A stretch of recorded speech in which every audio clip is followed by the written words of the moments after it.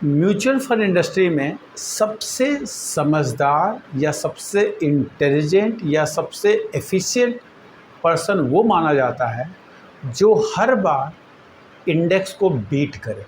यानी जो उसका अंडरलाइंग इंडेक्स होता है किसी भी म्यूचुअल फंड का, किसी का बीएससी हो सकता है, बीएससी का सेंसेक्स, किसी का एनएससी का निफ्टी हो सकता है, किसी का निफ्टी 100 हो सकता है, किसी का निफ्टी 200 हो सकता है, किसी का निफ्टी 500 हो सकता है, किसी का कोई सेक्टर इंडेक्स भी हो सकता है। अगर एक फंड मैनेजर अपने इंडेक्स को बीट करता है, यानी इंडेक्स रिटर्न दे रहा है 10% का और फंड मैनेजर जो दे रहा है 12% का, इंडेक्स दे रहा है -7 तो फंड मैनेजर केवल -5 दे रहा है, यानी उसका लॉस भी कम हो रहा है और प्रॉफिट हो रहा है तो ज़्यादा हो रहा है। उस फंड मैनेजर को एफिशिएंट फंड मैनेजर माना जाता है, उस फंड मैनेजर को ग्रोइंग फंड मैनेजर माना जाता है, उस फंड मैनेजर को इंटेलिजेंट फंड मैनेजर माना जाता है और उसका हर बार अच्छा इंक्रीमेंट होता है, करोड़ों में उसकी सैलरी होती है।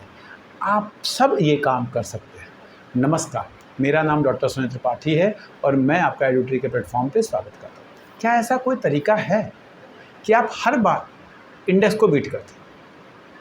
मैं अभी 2 दिन पहले एक समीर अरोड़ा जी का इंटरव्यू देख रहा था और बहुत अच्छी बात उन्होंने बताई। कभी आप चाहें तो उस इंटरव्यू को देखो, बहुत अच्छी अच्छी बातें उसमें हैं।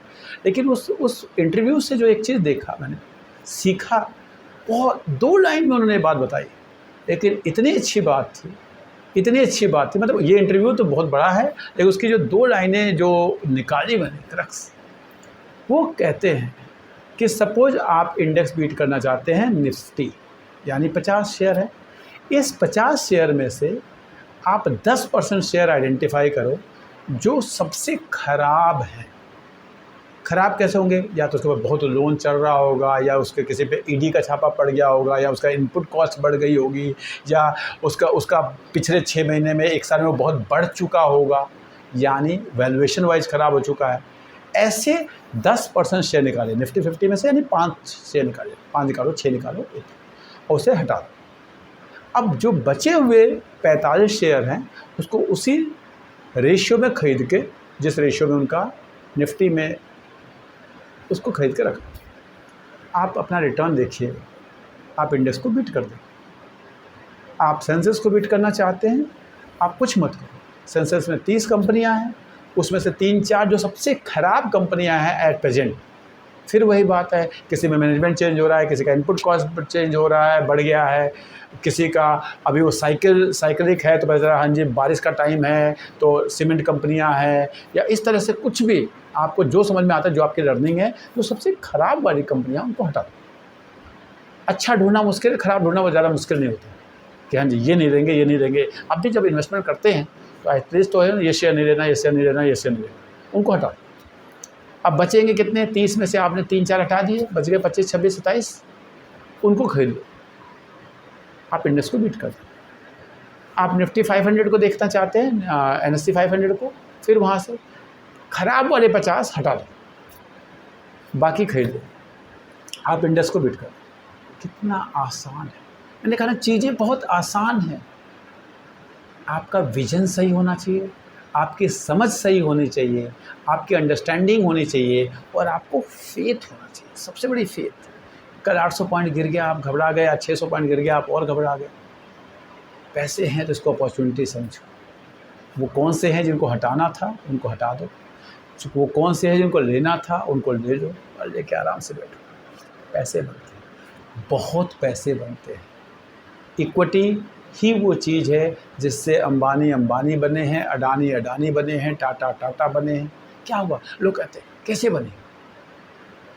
क्या उनको सैलरी उतनी मिली? आपको लगता है कि अंबानी अडानी को उतनी सैलरी मिली है कंपनी? नहीं, उनकी जो कंपनी की जो शेयर है उसकी वैल्यू बढ़ रही है। जिसकी जितनी अडानी जी की वैल्यू बहुत बढ़ी तो second richest person of the world बन गए, घट गई तो फिर नीचे आ गए।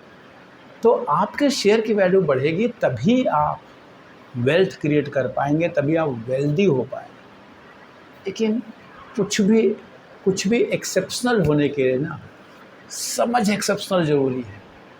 संत वही बन सकता है जिस संत बनने के लिए आपको ज़रूरी नहीं है कि आपको पूरी रामायण, पूरी महाभारत, पूरा कुरान, पूरा गीता, पूरा बाइबल, पूरा ये सब आना चाहिए, जो भी जिस भी धर्म के आप हैं।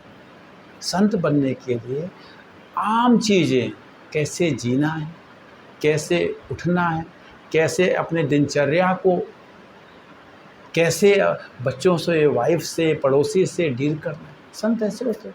बहुत सारे संत आपने पास में पढ़े होंगे जो अनपढ़ थे, 5वीं पास भी नहीं थे, लेकिन वो संत थे।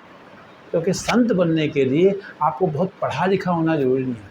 जैसे संत बनने के लिए आपको बहुत पढ़ा लिखा होना ज़रूरी है। मैं उन संतों की बात नहीं कर रहा हूँ जो आज के कलयुग में बहुत सारे हैं, मैं नाम नहीं लेना चाहता हूँ। उन संतों की बात नहीं, संत, साधारण संत बहुत बड़े संत हो जाते हैं। उसके लिए बहुत उनको नॉलेज, ऐसा नहीं है कि उनको पूरे धर्म का पूरा नॉलेज है, वो बहुत अच्छा प्रोफेशन देते हैं ना। वो कम पढ़े लिखे होते हैं, लेकिन वो उनके अंदर एक समझ होती है, जीवन की समझ। उन्हें पता होता है जीवन में सब आए हैं, सबको जाना है, मोह माया नहीं है, सबको पता है बातें। बस इसको एक्सेप्ट करके अकॉर्डिंगली अपने जीवन को जी रहे। सेम मैंने कहा, जीवन और शेयर मार्केट, जितना जीवन आसान है उसको हम कॉम्प्लिकेटेड बनाते हैं। आराम से उठो, खाओ, पियो, जो आपको जीवन आसान है, उसी तरह शेयर मार्केट आसान है, कॉम्प्लिकेटेड बनाना। तो मैंने बताया, आपका जो भी अंडरलाइंग इंडेक्स है उसमें से खराब हटा दो। आप कभी गए हैं सब्जी मंडी, गए हो, एक कैरेट आपको किसी फल का या टमाटर तो एक कैरेट कहाँ खरीदेंगे इस टाइम पे, देखा जी हाँ ये दबा हुआ है, ये हटा दिया, हाँ जी ये कैरेट कितने का है। बस आप अच्छे टमाटर खरीदना जान चुके हैं, ऐसे ही आप अच्छे शेयर खरीदें।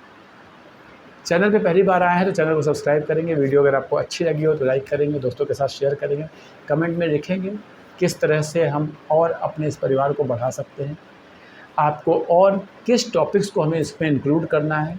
मुझे एक चीज़ समझ में आती है कि मुझे 5 करोड़ लोगों का सब्सक्राइबर बेस नहीं चाहिए, मुझे 5 लाख लोगों का नहीं चाहिए, मुझे 5,000 का नहीं चाहिए, मुझे 5 लोगों का चाहिए जिनके जीवन में मैं कुछ इम्पैक्ट ला सकूँ। अगर मैं 5 लोगों के जीवन में कुछ इम्पैक्ट ला दिया, मैं समझूंगा मेरा जीवन सफल।